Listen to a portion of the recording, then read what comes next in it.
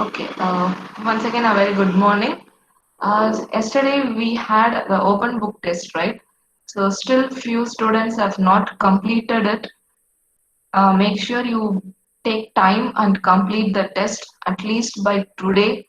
So don't drag it. And still few students are pending on your assignments that is given earlier. So kindly take your time and complete it by this weekend. Okay, make sure you complete all your assignments by this weekend. So don't drag the time beyond that. So kindly complete your assignments and submit it online in your Google Classroom. So for the today, this is the topic that we have for today. So we were looking about ASDL. So ASDL is nothing but asynchronous digital subscriber line. So what it will do is that is your digital subscriber line that is used in order to transfer your data, that is your internet.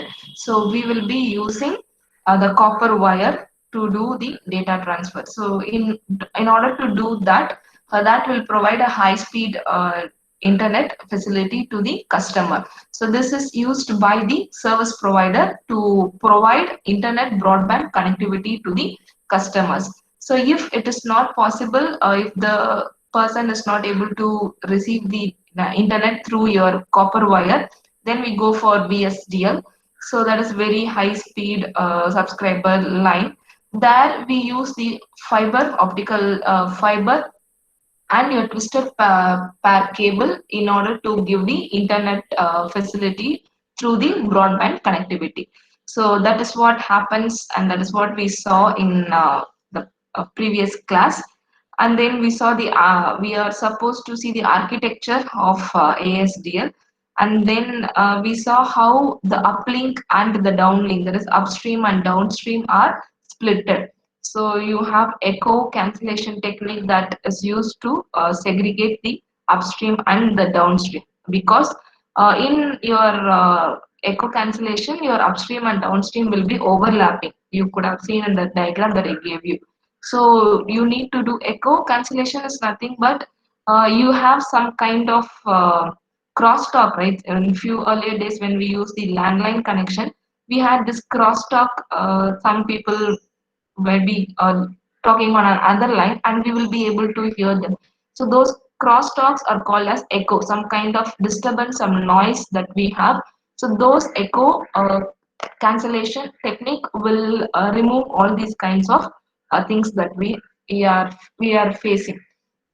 So today we'll be looking about the management. Okay, is ADSL management also. Sorry, here it is ADSL. I have given it as ASDL. It is ADSL, asynchronous digital subscriber line. ADSL it is. And then the management, how the things are happening. What is the configuration management we have? What is the fault management we have? What is the performance management? So these three management we will be looking about the ADSL. So this is the architecture, okay, ADSL architecture. So we saw this ATUC and ATUR, right? So this is nothing but your ADSL transmission unit. So this, if it is having a word C, then it means a central, which is nothing but your service provider. If it has got a value R, then it means the receiver, that is at the end. So we can see that you have many interfaces. You have V interface, you have U interface, you have T interface.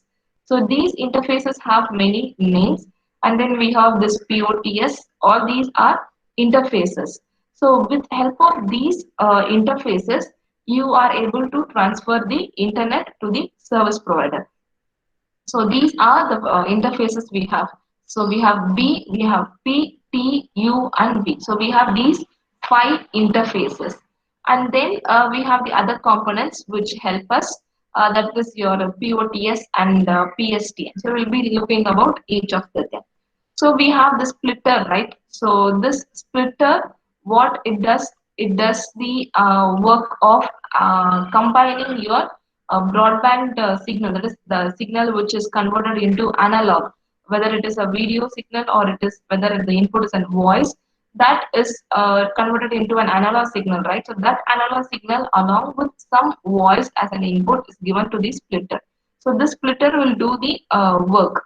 So the splitter is available at your central office, that is at the service provider side, and it is available at the receiver end also. It does the reverse. So splitter only does the work of multiplexing and demultiplexing, all the things that we saw, right? So next is PSTN. So PSTN is Public Switch Telephone Network. So it is the switch that is connected at your central office. So we need a switch to, we have so many hub or routers, all those things, right? So this switch is available at the central office, which is your service provider. And then you have this digital broadcast and network management, narrow broadband network, all these, right? Broadband network.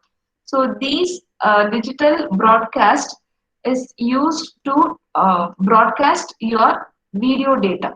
Okay, so this whatever digital data, that is digital things like your voice, video, all those kinds of things. So these things are transmitted through your digital broadcast. So next one is broadband network. So it provides your internet facility, and then it can be a narrow band or it can be a broadband. And then you have network management. So wherever you have a group of components in your network, we need some kind of management. So this network management is the interface that we have. That is, you have your access node, right? So this access node, you can use your network management and your access node as interface. So this VC is an interface which is nothing but a physical interface. Like it can be a modem that is given to the customer, or it can be any kind of physical component that is available. So this VC is what this network management uses in order to provide the service. So VC is used as the physical interface by the network management, and it performs the work of the network management system. So all the things that a network manager will do, that is done by the network management system. So this network management system uses VC as an interface. It is a physical interface that we have. So this network management is done through your VC as an interface. And that's it about your network management. So you have terminal equipments, that is different customers. This can be customer one, this can be customer two, this can be customer three, and this can be customer four. And then B is an interface which is available at the customer user, that is your end user. So through which only you are able to receive the internet through your terminal equipments. Then you have POTSR, which is available at the receiver side. So POTS is nothing but you have to split your original information from the noise and any other kind of disturbance that you have, right? So this after it is splitted, then we get your original internet. So we should not having any kind of disturbance. So those things are taken care of. So you have five interfaces. Each interface has some work. So it, for example, if I see VA, so VA is an interface that acts between your that is your physical component, that is network management system, and your access node. And then I can also have VC as an interface between the network management and the access node. VA is an interface between the access node and the ATUC, that is ADSL transmission unit at the center side. So ATUC and the access node, you use the interface VA. So every interface is used between any of the components that we have. So this is about your ADSL architecture. So next one is ADSL channeling scheme. So that is how upstream and the downstream are segregated. So we saw this diagram earlier, right? Yes, this diagram. So we saw this diagram where this upstream and the downstream are segregated using two techniques. One is FDM and the second one is your echo cancellation.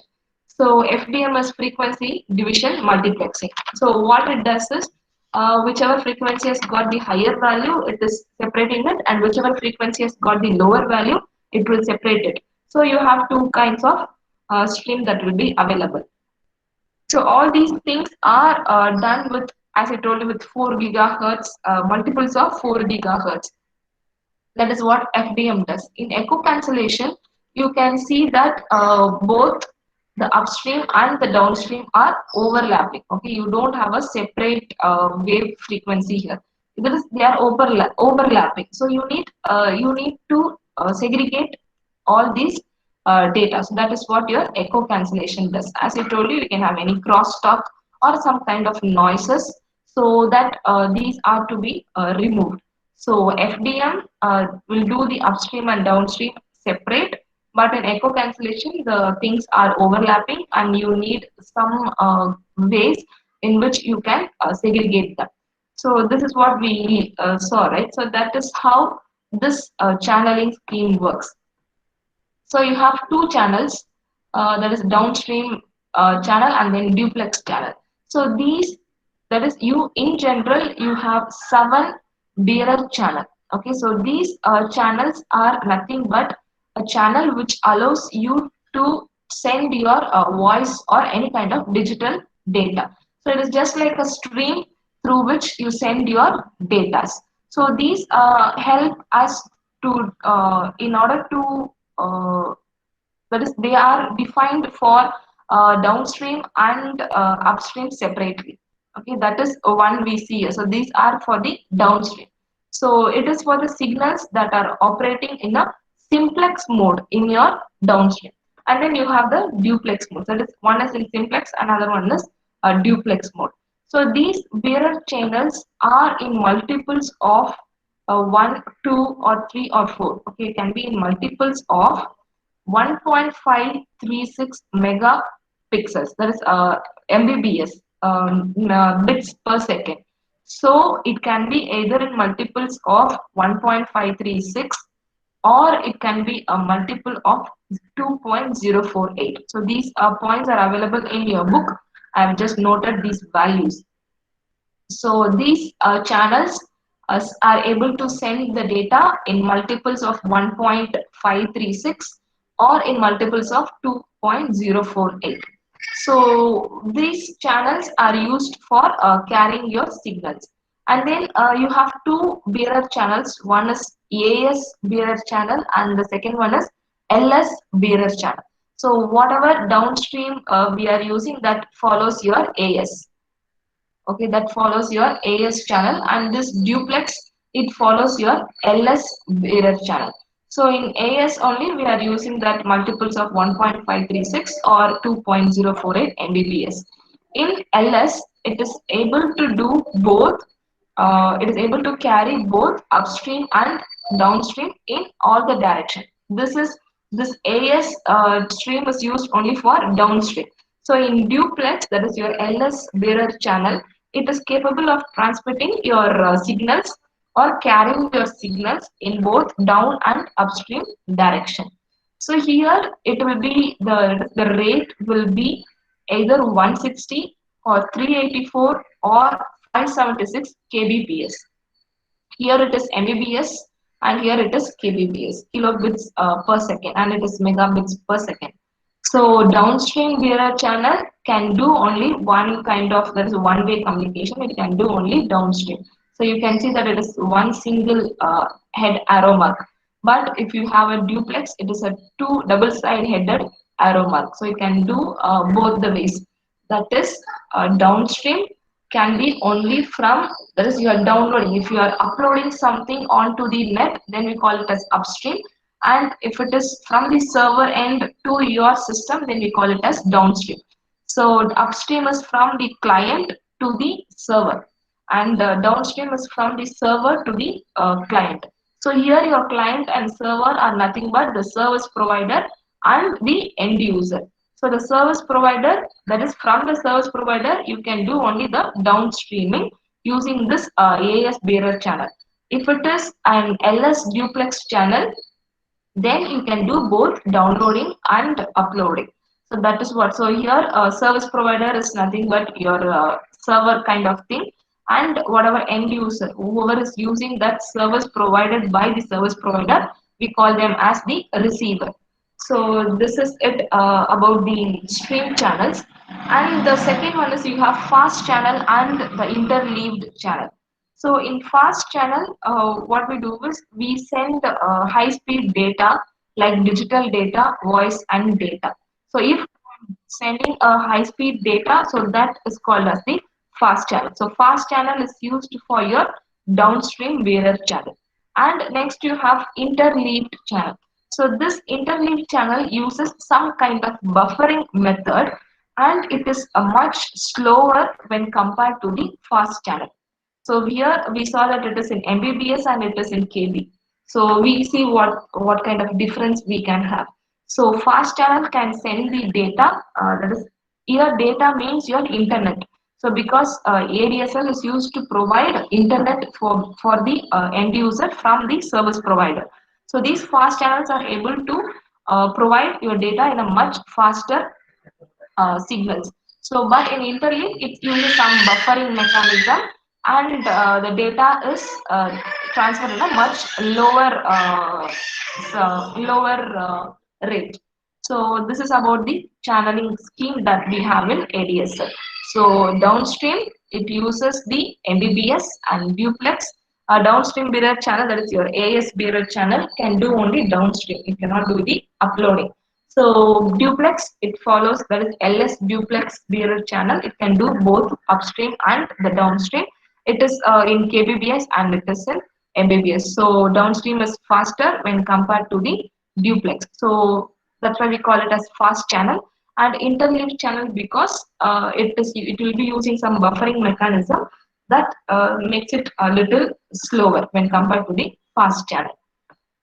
So next is the encoding scheme. So like we saw the ASN encoding scheme, right? So it uses the BER, basic encoding technique. So likewise, whenever you transfer something on your internet or on your network, you need to encode them. So ADSL uses two encoding schemes. One is carrierless amplitude and phase modulation, and the second one is discrete multi-tone technology. So these two encoding schemes are based on QAM. So QAM is nothing but quadrature amplitude modulation. So these two encoding schemes come under QAM. So we'll be looking about each of the scheme. So as I told you in this diagram, so your echoing is nothing but some kind of crosstalk that you have. So you can have two kinds of crosstalk. That is, one is near end crosstalk and the second one is far end crosstalk. So if it is a near end crosstalk, that is on the receiver side. Okay, if I am speaking on a phone, a landline connection, and if someone else is also speaking, which that is at the receiver end, if the cables are overlapping with each other. So cables will be overlapping. That is, you have a bunch of cables, right? So if the cables are overlapping with each other at the receiver end, then we call it as near end crosstalk. So the two signals that are transmitted from the service provider could be coupling, that is they could be overlapping with each other at the receiver end. So that's why we have a crosstalk there. So that crosstalk we call it as near end crosstalk. Suppose if two signals are in the opposite direction, that is one is in upload upstream and one is in downstream, where they are coming from two different position, two different places, then this kind of noise we call it as far end crosstalk. That is, the two signals which are traveling in the opposite direction might also interfere with each other. So that crosstalk we call it as far end crosstalk. So near end crosstalk is when at the receiver side, if the cables are overlapping with each other, then that situation we might have a crosstalk, which we call it as near end crosstalk. If the signals are from two different directions, they are from two different directions, then that might also have a collision at some point. So if that happens, then we call it as far end crosstalk. So as I told you, we have uh, two encoding techniques, right? So one is CAP and second one is DMT. So what in that is as per the recommendation from your ANSI, it is best to use DMT, that is discrete multi-tone technology. But nowadays only CAP is used. We'll see what is cap. So cap, that is in cap, the signals is uh, it follows your QAM, right? That is quadrature amplitude modulation. So what they do in cap is they are that is your signals which are carrierless. So your carrier they at a particular frequency, the signals are modulated, okay, and the signals are suppressed at the transmitting side. So it is like doing a zip file. Okay, what you do in a zip file, you just shrink the size of the file, right? So likewise at the transmission side, the size of the signals is shrunken, it is suppressed, and it is transferred over the network.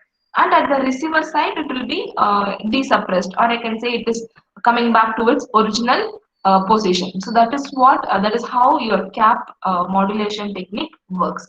So on the receiver side it is just desuppressed, or it is regenerated to its original signals. So in the transmitter, that is at the service provider side, the signals are suppressed, it is just compressed, and it is transmitted over the network. And at the receiver end it is desuppressed, and then you get the original signals. So this is what cap does.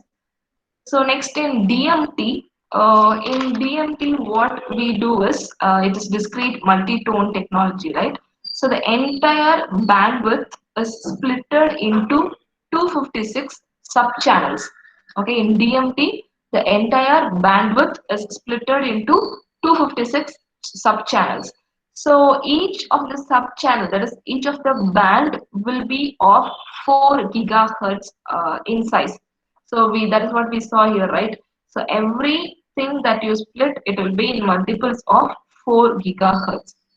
So this is done in DMT. So it splits your entire bandwidth into 256 subchannels, where each channel or each band will be of 4 gigahertz in size. So we have sub-channels, I told you, right? We have 256 sub-channels. Here, the sub-channels from number 1 to 6 are mainly used for voice signal. So the channel numbers from 1 to 6, that is the first 6 channels, are used only for voice signal. That is no data, sorry, no digital like video data. It is only used for the voice signal. The remaining sub channels that we have. So out of the 256, if 6 is used for voice signal, the remaining 250 sub channels are used for broadband signal. That is, it can contain any kind of digital data. So the first 6 sub channels are used for voice signaling, and the remaining sub channels are used for broadcasting your digital data. So here, from the remaining remaining sub channels that we have for broadcast, the sub channels from 7 to 38 are available for upstream. Okay, if I'm you the remaining 250 channels, sub channels that I have, in which the channel numbers 7 to 38, okay, that is 32 sub channels, are used for upstream. Okay, and the remaining are used for downstream. So in the remaining thing also, if I use echo cancellation technique, okay, to split the up channels and the down channel. So in echo cancellation, all the upstream and the downstream are overlapping, right? So the entire 250 sub channels will be used for upstream and the downstream if echo cancellation is used, because the signals, that is upstream and downstream signals, are overlapping. If I don't use the echo cancellation technique, that is if I use FDM. So in FDM, upstream and downstream are separate, right? So if I use FDM, as I told you, the 32 sub channels from number 7 to 38 are used for upstream data, and the remaining 218 subchannels are used for downstream. So I hope it is clear. So in DMT, we split the entire bandwidth into 256 subchannels. So each subchannel is of 4 gigahertz in band size, and that is you need some channels for upstream and the downstream. So the sub channels in number 1 to 6 is used mainly for voice data transfer. The remaining sub channels are used for your broadcasting digital data. In the remaining sub channels, that is the 250 sub channels, if I use echo cancellation, okay, in echo cancellation, the upstream and the downstream are overlapping. So the remaining 250 subchannels are used for upstream and downstream. So we don't separately have for one for upstream, one for downstream, something like that. If you are using echo cancellation, the remaining 250 substreams are used for both upstream and the downstream. If I don't use echo cancellation, that is if I use FDM, frequency division multiplexing modulation, if I do FDM, then 32 subchannels, that is the numbers from 7 to 38, because 1 to 6 is used for a voice signal. So the remaining 7 to 38 subchannels are used for upstream. So the whatever left out, that is your remaining 218 subchannels will be used for downstream. Okay, so that is how your DMT works. So it will be dividing it into small sub channels, and then it will transfer your data. So that is what is given in AD, that is DMT and CAP. So these both encoding schemes will work on QAM, that is your quadrature amplitude modulation. So that QAM is nothing but it is a method where two amplitude modulated signals are combined into one single channel. Okay, so it combines two amplitude modulated signals into a single channel. So this will increase the width of the bandwidth, that will increase the bandwidth capacity.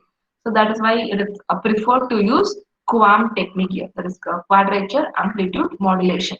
So it will combine two amplitude modulated signals into one single signal, or one single channel, I can call it as. So that is about your encoding scheme. And next one is ADSL management.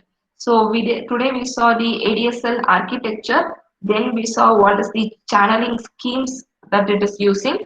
And the third thing that we saw was the encoding technique. And the last one is ADSL management.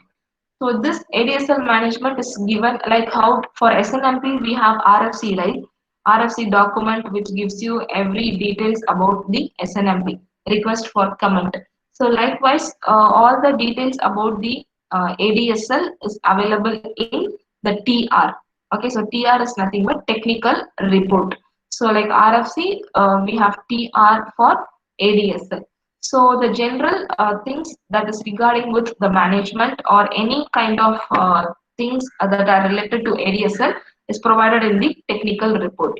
So you can see here that the framework for ADSL management is available in the TR005, and it was updated in TR066. That is the things or principles that they are using to manage the ADSL is available in these two documents, I can call them as. So the next one is TR027, which represents your SNMP based ADSL line MIB. Okay, so if it is ADSL, you are combining with SNMP, then all those kinds of information that are required for it is available in the technical report 027. So next is technical report 028, which contains CMIP specification for ADSL, network elements management. So network elements, so you have six different components that you have in your network, right? So that is given, that is the management of those network elements is given in TR028. Next, TR, that is your technical report 24 and technical report 15 are used for LCS and that is your CAP and your DMT. So we saw the encoding techniques CAP and DMT, right? So 024 gives you the DMT encoding scheme MIB and TR015 gives you the CAP encoding scheme MIB. And then these documents are available by ADSL forum. So this ADSL forum takes care of the management things and other kind of operations how ADSL does. So these are the different documents we have. The main thing that we want is the management. So the ATM, so ADSL management is done by TR 005. It is available in this particular technical report. So this is about the documents that we have. And next one. Okay, so this is the model, reference model we have. It is similar to the architecture diagram that we saw for ADSL, right? I'll just skip.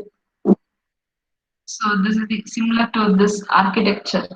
Okay, you have ATUC, you have PSTN, you have POTS, all those things. Similar to it, you will be having this architecture. So here it is specified what each things will do. So we have additional components that are specified, which is switching. So here you have switch. So this is an additional component that we have. So this physical layer, that is all your encoding schemes, all these things are done by your physical layer. So here you have the broadband network, that is your service provider. So broadband network is nothing but a service provider. That is, it can be Airtel, Vodafone, any kind of network, and this home network is nothing but your end user. So if you are a customer for that particular service provider, then this is your home network. So this is your service module 1, service module 2, any kind of things. So this VC, as I told you, it is a physical interface that is between your service provider and your ATUC. And then we have PSTN, so these things we saw. And then in splitter, you can see that you have this high pass filter and the low pass filter. So this is used in the splitter. So we saw the splitter that is available, one at the service provider side and one that is available at the receiver side. So these splitter contain high pass filter and the low pass filter. So I think the remaining things are the same. The remaining layers are the same. Next one is the network management elements. So this network management element, this management of your network elements, deals with the parameters associated with the element, the operations that are available with the element, and the protocols which are useful for configuration, fault, and performance management. These three managements only we are going to see: configuration management, fault management, and the performance management. So this network management elements, how we are gonna manage them. Security is also an important feature, but it is not given by the ADSL forum, but it uses what is available in SNMP. So we saw the data integrity, data origin authentication, then we saw timeliness, and then some some kinds of security management, that is your DES encryption technique, MD5, SHA, all those things, right? So whichever techniques that a SNMP security module is giving you, the same thing ADSL follows. So they have not specified in separate what is the security features that is given by ADSL.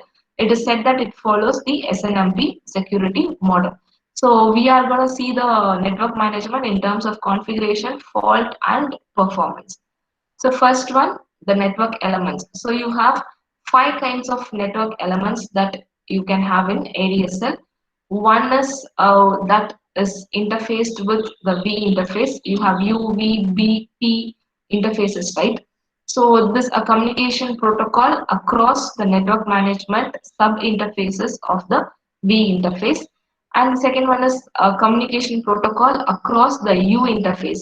So U interface is between your service provider and your receiver.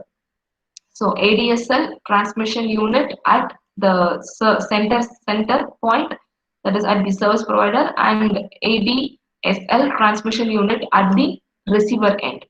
So next, the parameters and operations that are available at the ATUC, and the parameters and operations that are available with ATUR, and the T interface that is available at the ATUR. So these are the five things that we will be using in order to, that is, these are the five elements that I can consider for management in your ADSL. So this is the configuration management table that we have. Uh, so here you can see that it is ADSL line, and then you have noise. So this noise is specified, that is, it can be a high noise or it can be a lower noise, which is specified by the max and min. So this ADS line type, it can vary of five types. That is no channel. Okay, it can be fast. It can be interleaved. We saw these two channels, right? The ADSL channel scheme, that is one for the broad downstream bearer channel, and the second one is duplex bearer channel. So duplex bearer channel is interleaved, that is, it uses buffering technique and it is slow when compared to the fast channel. So you can have five types of channels. There is either it is no channel, it is fast channel, or it is interleaved. Either one of the thing is used, either fast channel or the interleaved channel is used, or both the channels are used. Okay, so you can have downstream for, that is, you can have downstream bearer channel for only doing the downstream. For upstream, you can be using your duplex channel. So you can use both also. And then the coding type that we saw, that is your the, uh, DMT and CAP that we saw, right? So next one is about the noise. So noise, as I told you, some kind of disturbance that you have. So when you have this noise, your modem, that is your modem transmission power should be either increased or decreased such that your noise is subsided. Okay, so if it is a maximum noise, then it is given as max noise. Then what will be the maximum noise that is possible in your transmission? What is the minimum noise that is within the threshold? Okay, within the threshold, what size can be given? So transmission power of the modem should be increased if it falls below this particular margin. Okay, if the trans that is the if the noise is minimum, okay, if it goes less than the minimum noise margin, then the modem transmission power should be increased. If the noise level is exceeding this threshold max noise margin, assume that I can have a maximum noise of 5 and a minimum noise of 3. So if the noise is 2, then it is less than what is given, right? So the transmission power of the modem will be increased. If the noise is more, if the noise is around 10, but the maximum threshold that I have set is 5. So if it is more than whatever noise is, whatever maximum threshold we have set, then the modem transmission power is reduced. Okay, so if it is exceeding your maximum noise capacity, then the transmission power of the modem is reduced. If it is less than the minimum threshold value, then the transmission power of the modem is increased. So we have, for the modem to increase or decrease, we have three different modes. So you can see here mode 1, mode 2, mode 3 and mode 4. So you have four modes in which the modem can work. So in mode 1 it is manual, that is you will have to either increase the transmission power or decrease the transmission power depending on the noise threshold that it is set. So this requires a human intervention. So you will have to increase or decrease. The second mode type is select at startup. So what happens is it automatically sets the transmission power when it is beginning. Okay, when it is starting. Okay, once you switch it on, the modem automatically sets it transmission power value. So once it is set, you cannot change it. So it remains the same later on. That is one kind of mode. And the third mode is dynamic. So the modem is able to do that is it is able to change the mm, transmission power depending on the noise value it is reaching. So if the noise is less than the minimum threshold, then the transmission power is increased. If the noise is more than the maximum threshold, then the modem transmission power is reduced. So this is what is dynamic. So if it is mode 1, it is manual.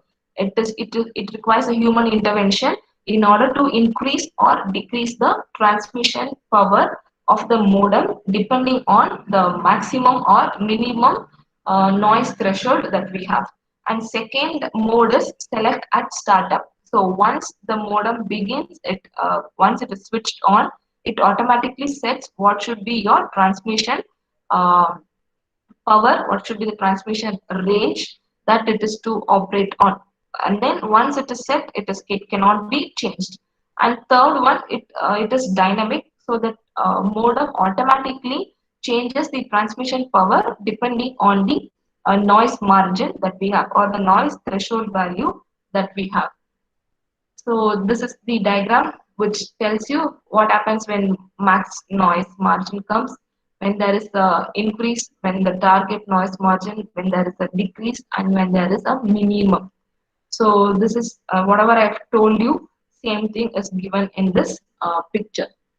So next is fault management and the performance management.